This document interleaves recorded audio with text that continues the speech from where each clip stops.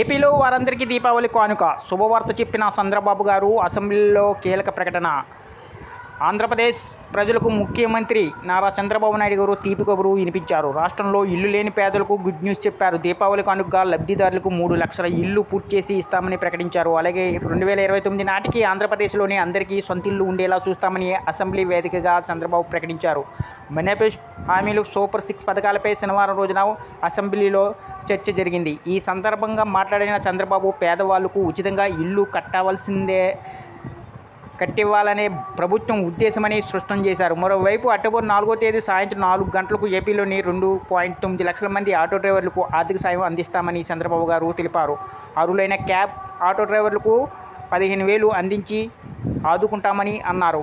ఈ వీడియోని ఎక్కడ స్కిప్ చేయకుండా పూర్తి వరకు చూడండి. అలాగే ఈ వీడియో కానీ మీకు నచ్చినట్లయితే మీ ఫ్యామిలీ మెంబర్స్కి, ఫ్రెండ్స్కి షేర్ చేయండి. వాళ్ళకి ఇన్ఫర్మేషన్ యూస్ అవ్వచ్చు. అలాగే ఒక చిన్న లైక్ చేసి మా ఛానల్ని సపోర్ట్ చేయండి.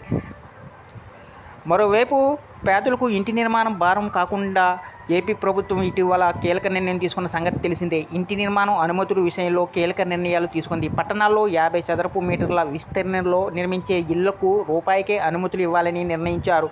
అలాగే 3 మీటర్ల ఎత్తు దాటిన భవనం నిర్మాణాల్లో బాల్కనీలు 1.5 మీటర్ల వెడల్పుతో కట్టుకునేలా కొత్తగా అవకాశం ఇచ్చారు. అలాగే సెట్ బ్యాక్ విషయంలోని పలు వెసులుబాట్లు కల్పించారు. మరోవైపు ఆంధ్రప్రదేశ్ వ్యాప్తంగా 6 లక్షల మందికి గృహ అవసరాలు ఉన్నట్లు ప్రభుత్వం గుర్తించింది. గృహ అవసరాలపై రాష్ట్ర వ్యాప్తంగా గృహ నిర్మాణ శాఖ సర్వే నిర్వహించింది. ఈ సర్వేలో సుమారుగా 6 లక్షల మందికి ఇల్లు అవసరం ఉన్నట్లు అధికారులు గుర్తించారు.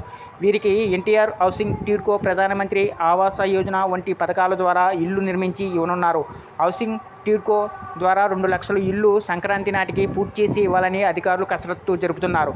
అలాగే ప్రధానమంత్రి ఆవాస యోజన కింద 5 లక్షల ఇళ్లను పూర్తి చేసేలా ప్రణాళికలు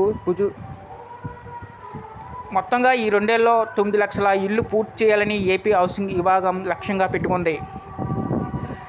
అలాగైతే ప్రభుత్వంలో ఇంటి స్థలాలు పొంది ఇళ్ల నిర్మాణాలు మొదలుపెట్టిన వారు త్వరగా నిర్మాణాలు పూర్తి చేసేలా అదనపు ఆర్థిక సాయం కూడా అందిస్తున్నారు. ఎస్సీ, బీసీ సామాజిక వర్గాలకు 50,000 చొప్పున, ఎస్టీ సామాజిక వర్గానికి చెందిన లబ్ధిదారులకు 75,000 చొప్పున ఆర్థిక సాయం అందిస్తున్నారు. ఆర్థిక సాయం అందిన తర్వాత కూడా ఇళ్ల నిర్మాణాలను మొదలు పెట్టకపోతే అలాంటి వారికి నోటీసులు ఇచ్చే ఆలోచనలో ఏపీ గృహ నిర్మాణ శాఖ అధికారులు ఉన్నారు.